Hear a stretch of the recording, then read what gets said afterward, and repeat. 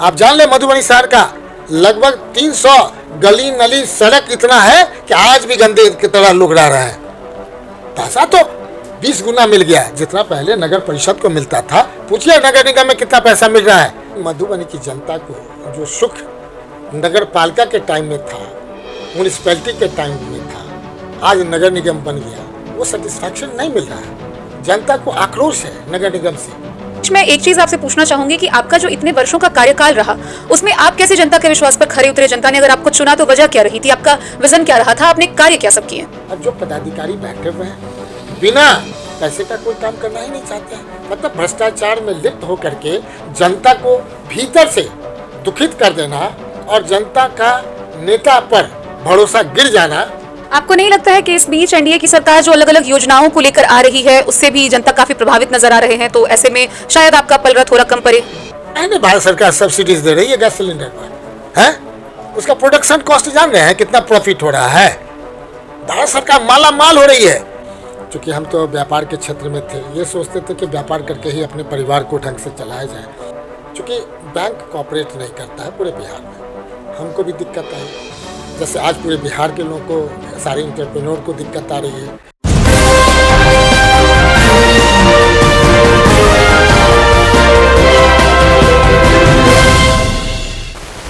नमस्कार, आप देख रहे हैं डेन न्यूज खबरें आप तक। मैं हूं आपके साथ शारदा झा। आप तमाम दर्शकों का स्वागत है।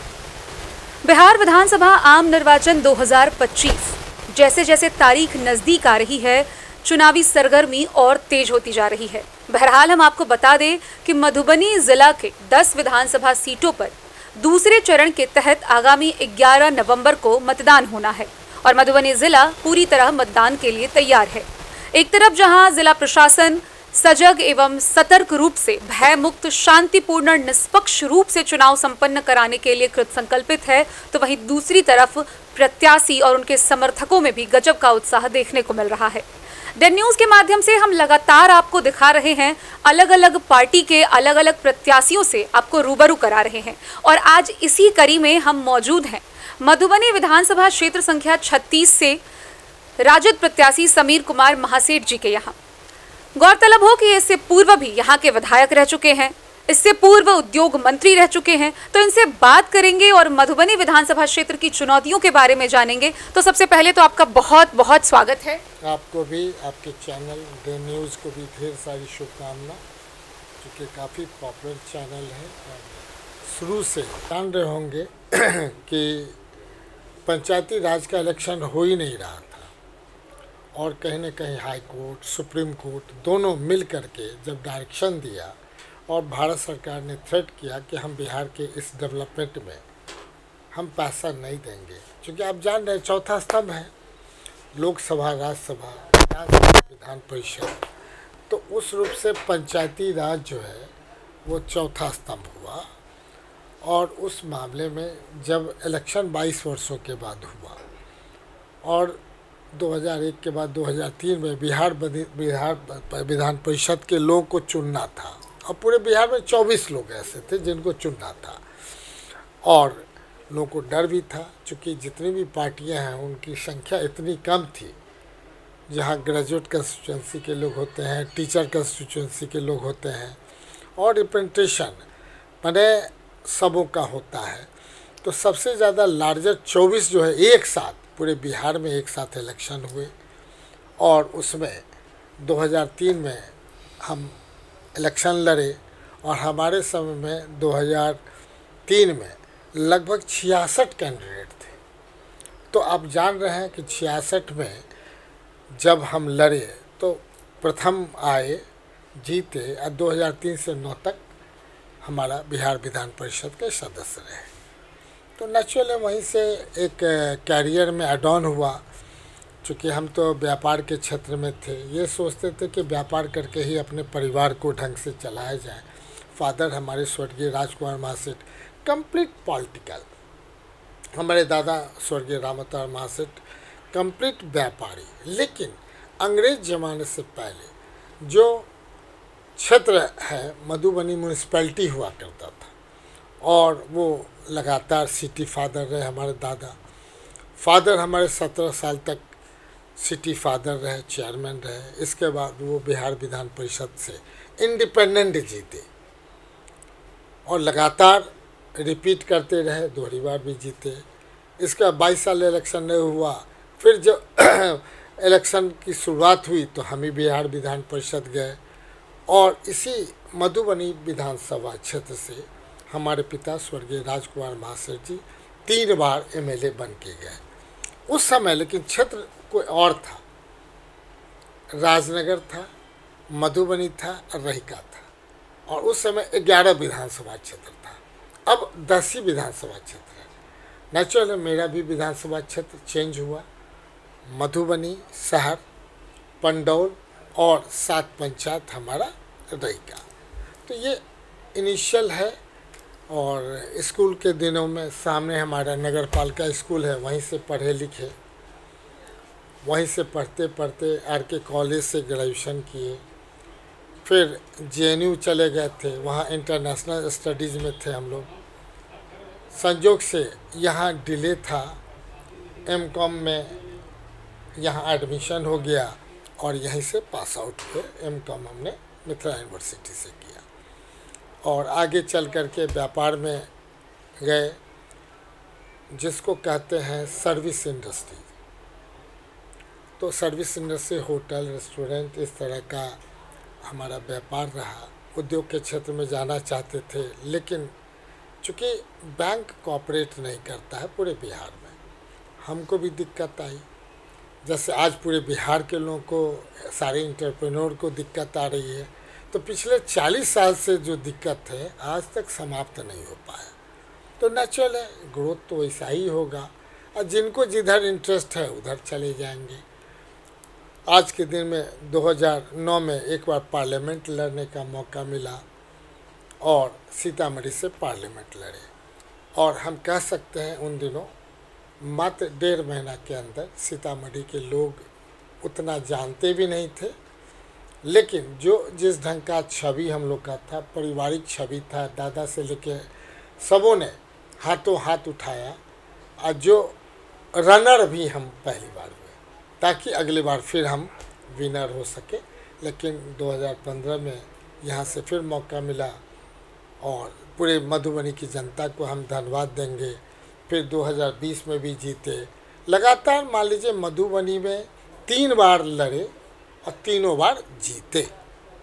ये तो इतने दिन के कार्यकाल में आपको बतौर विधायक कितनी चुनौतियों का सामना करना पड़ा? क्योंकि मधुबनी को कुछ साल पहले देखे तब और आज देखे तो काफ़ी बदलाव नज़र आता है। तो उस सफ़र से यहाँ तक आने में कितनी चुनौतियाँ रही जिस पर बहुत ज़्यादा काम करना पड़ा? पहले भी नगर पालिका से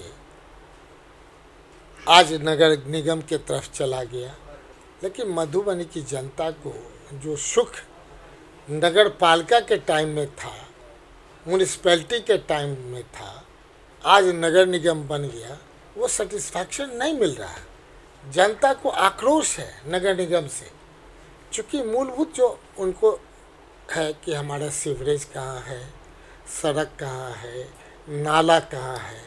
तो जहाँ पे 20 बरस से अभी की सरकार है, जिसमें अर्बन का जो भी मंत्री हुए, जदयू अब बीजेपी मेन पार्टी थी, बीजेपी के लोग हमेशा कहते थे नगर विकास हम रखेंगे, लेकिन पूरे बिहार में कोई जनता नगर विकास से खुश नहीं है। तो ये हम इसलिए कहना चाहते हैं कि जो भी नगर विकास के मंत्री होते थे अंत में वो हार जाते थे। तो हारने का मुख्य कारण, जब मंत्री हार जाएगा तो दूसरे के बारे में क्या कह सकते हैं। स्थिति ये है कि जनता को जो अपेक्षा है कि हम टैक्स देते हैं सरकार को, और टैक्स तो आप लेते हो, लेकिन हमको जो मूलभूत सुविधा मिलना चाहिए, साफ सफाई, वो नहीं मिल पा रहा है। तो सरकार कोई रहे, सरकार के सारे पदाधिकारी को समझना चाहिए कि नगर विकास से हम किस ढंग से कम दिनों में ज़्यादा से ज़्यादा नगरवासी को सेटिस्फैक्शन दे सकते हैं। तो यहीं पर जाके कमी है। तो हम समझते हैं 20 साल की जो सरकार है, डबल इंजन की सरकार है, न तो ग्रामीणों को खुश कर पाई और न अर्बन को खुश कर पाई। तो खुश किसको की? तो हम समझते हैं यहाँ जितने भी अफसर हैं वो खुश हैं, जनता नाराज है। क्योंकि पहले होता था कोई भी पॉलिटिशियन कहीं भी आगे बढ़ता था, कोई जनता का सेवा करना होता था, जब भी जनप्रतिनिधि कहीं जाते थे तो उनको प्रॉपर इज्जत मिलता था। लेकिन सब जनप्रतिनिधि, चाहे एमपी हो, एमएलए हो, एमएलसी हो, चाहे त्रिस्तरीय के पंचायत के जो सदस्य हैं, सभी लोग ठगाया हुआ महसूस कर रहे हैं। बोले कौन, किससे चर्चा करें, कौन सुनने वाला है? अपनी बातों को जब तक जनता चाहती है, पहले के विधायक होते थे और विधानसभा से एक चिट्ठी चली जाती थी तो अफसर थर थर काँपते थे।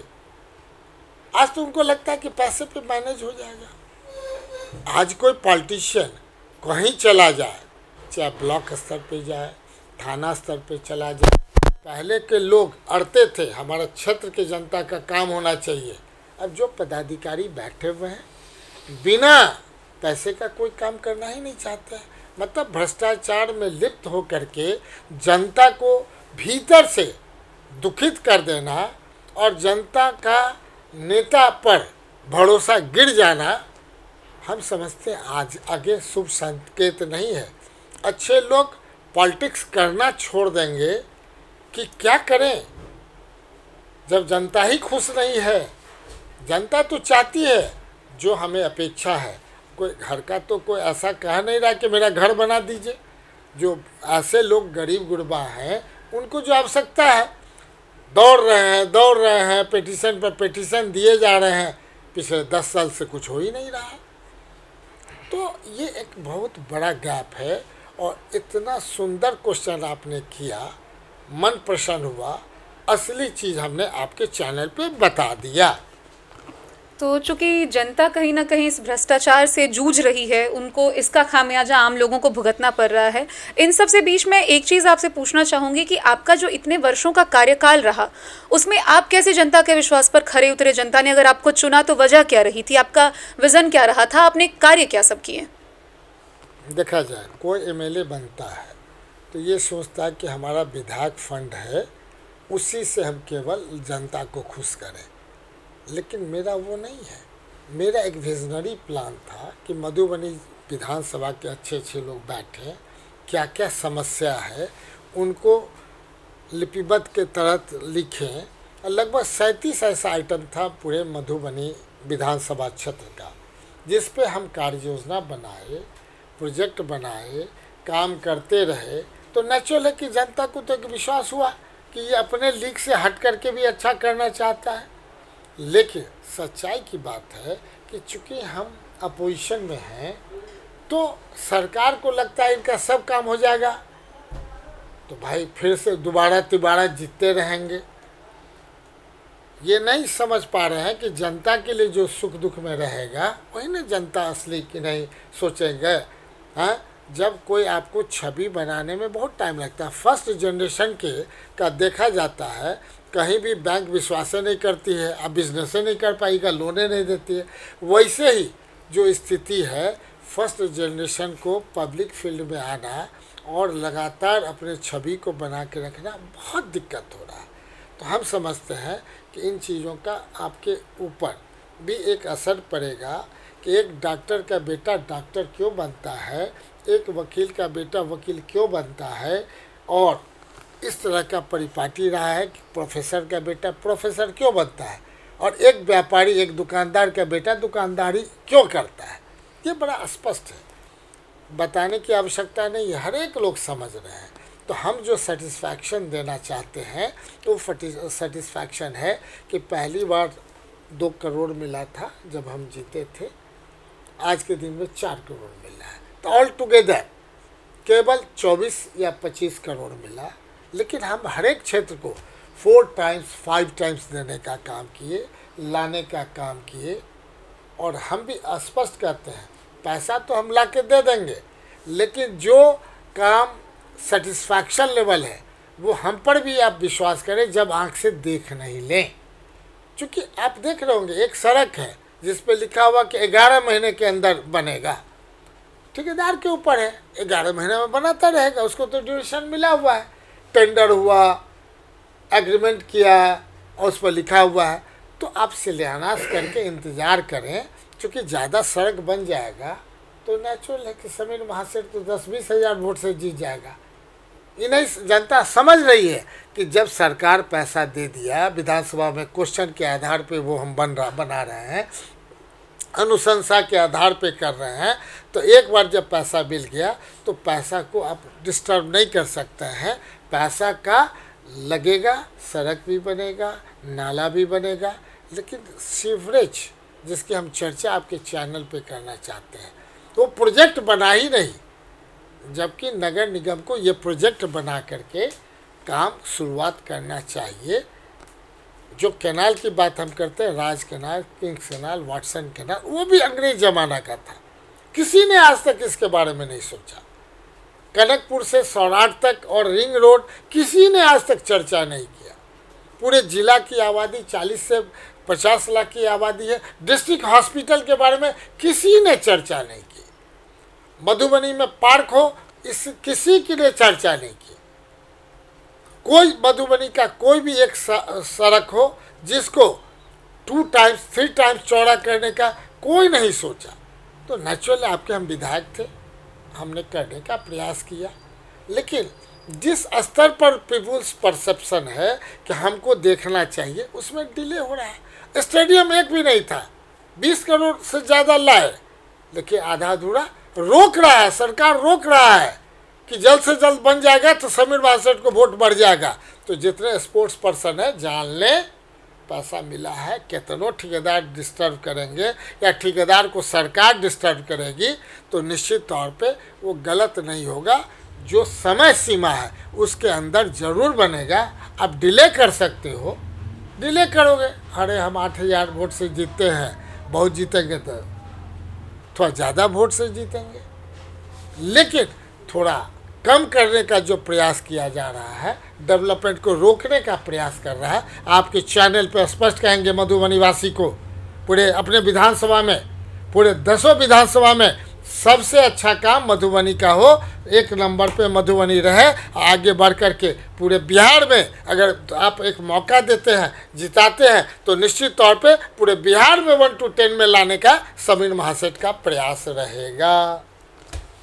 आपका 17 महीने का कार्यकाल बतौर उद्योग मंत्री भी रहा है, तो उन दौरान आपने मधुबनी के लिए उद्योग के क्षेत्र में क्या योगदान दिया? देखा जाए, मधुबनी के क्षेत्र में जहाँ भी जमीन थी लगभग मृत प्राय हो चुका था। हमारे यहाँ एक पंडोल आप इंडस्ट्रियल एरिया, पहले के आप देख लेंगे फोटो, सारे जितने भी इंडस्ट्रीज तो बच ही नहीं गए थे, 10% थे, 90% डेड हो चुका था, रुग्ण हो चुका था।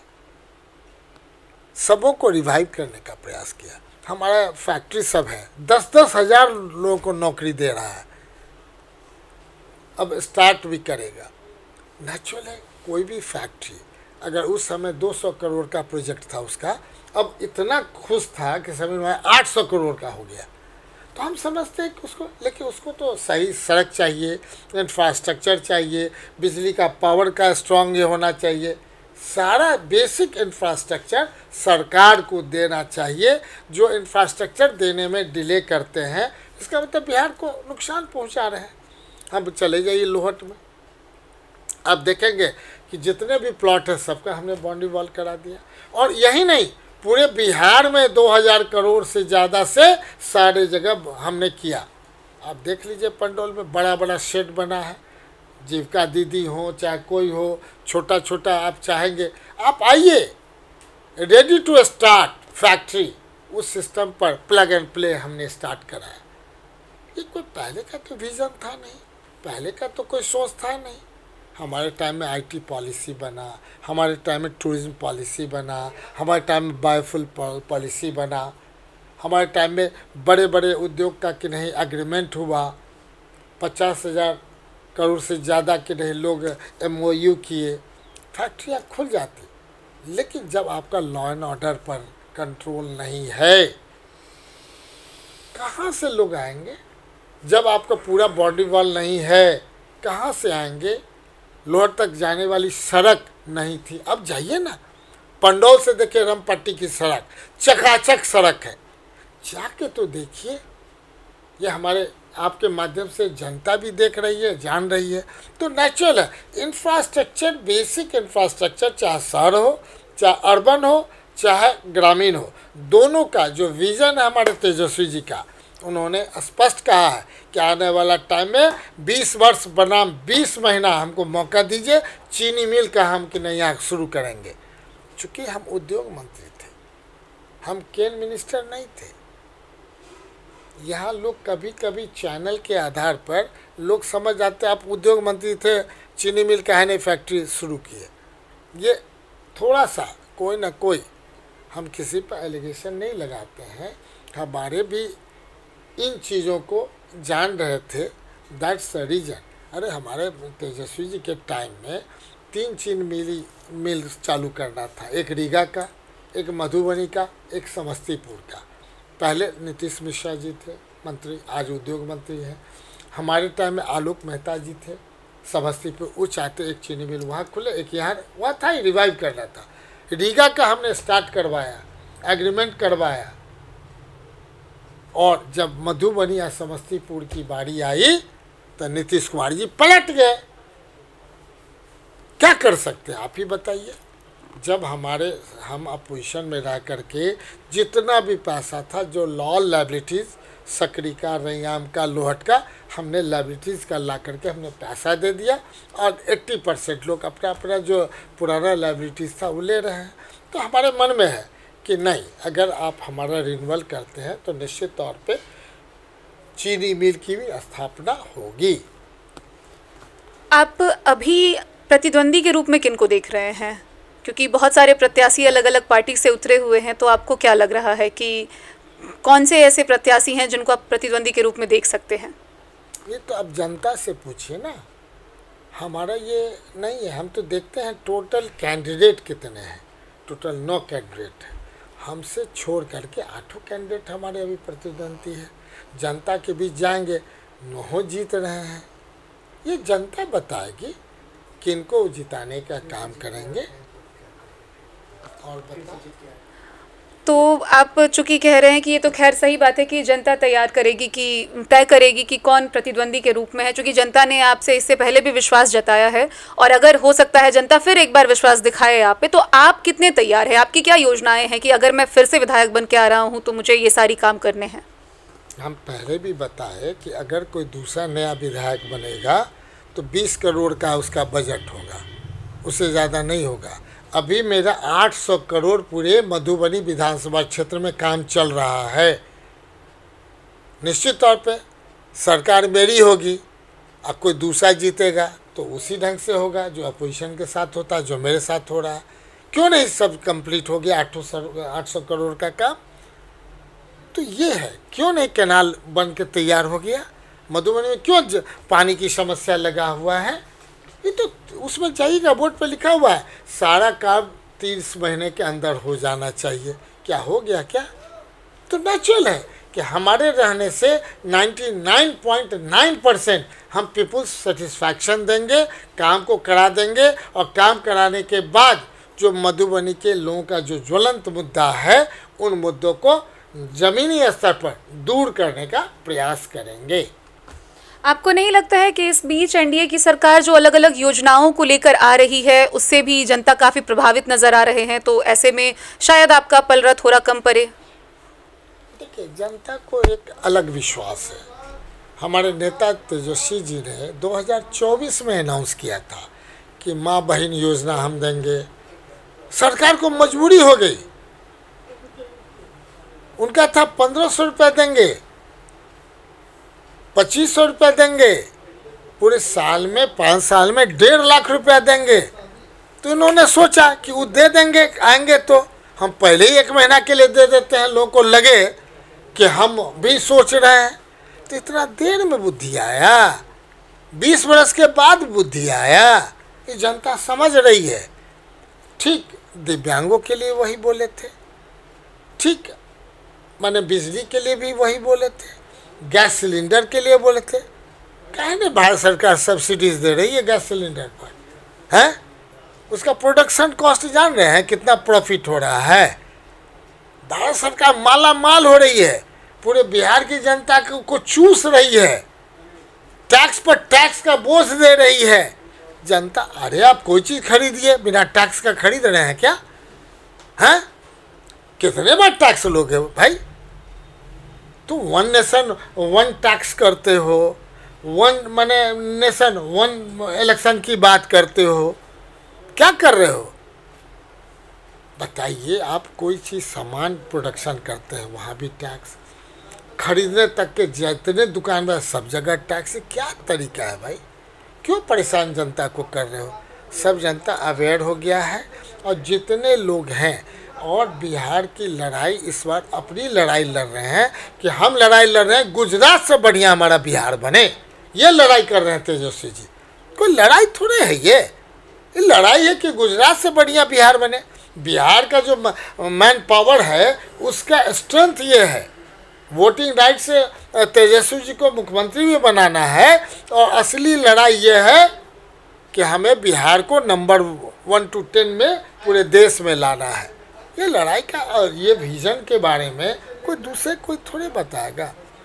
निश्चित तौर पे आने वाला टाइम में जनता हम लोग पर विश्वास करेगी, और निश्चित तौर पे पहले जितने वोट से जीतते थे, अगर मेरे पर भी आशीर्वाद है, सबों का आशीर्वाद है, हम उनसे मांगते हैं कि एक रिन्यूअल करें और सरकार बनावे। निश्चित तौर पे 2 times ज़्यादा 3 times ज़्यादा हम जो 800 करोड़ का भी चल रहा है, दूसरा तो 20 करोड़ में लिपट के रह जाएगा।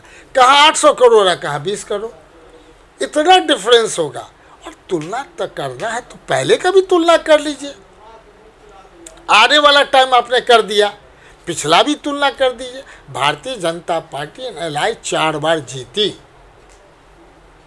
पूरे विधानसभा स्तर पे केवल 55 किलोमीटर सड़क बनी, और आज देख लीजिए 20 साल में 55 किलोमीटर, और अभी 10 साल के अंदर 365 किलोमीटर सड़क बनी है। कहाँ है?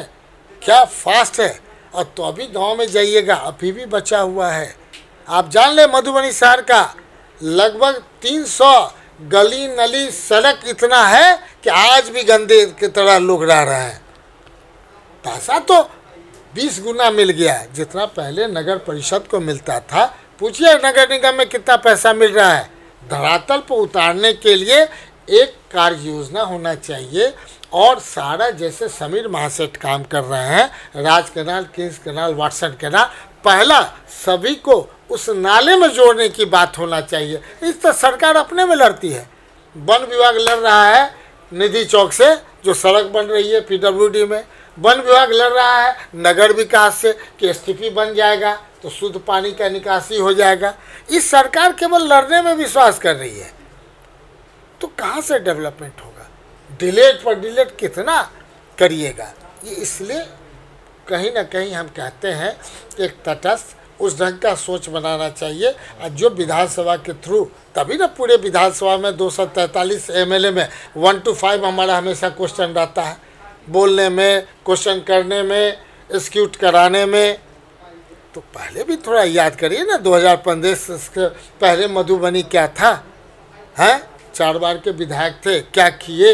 ये तुलना लोगों से पूछिए, तब जाके पता चलेगा। हाँ, पहले की साफ सफाई अच्छी थी, उस पर प्रश्नवाचक चिन्ह है, और अपेक्षा है जनता को कि हमें सही साफ सफाई मिले। इसलिए दोषी अगर है तो कौन है, निर्णय आप करें, जनता करे। तो ये थे हमारे साथ मधुबनी विधानसभा क्षेत्र संख्या 36 से राजद प्रत्याशी समीर कुमार महासेठ जी। बहरहाल ये तय जनता करेगी कि इस बार मधुबनी विधानसभा क्षेत्र से किसकी उम्मीदवारी जीत तय करती है। आप 11 नवंबर को मतदान अवश्य करें।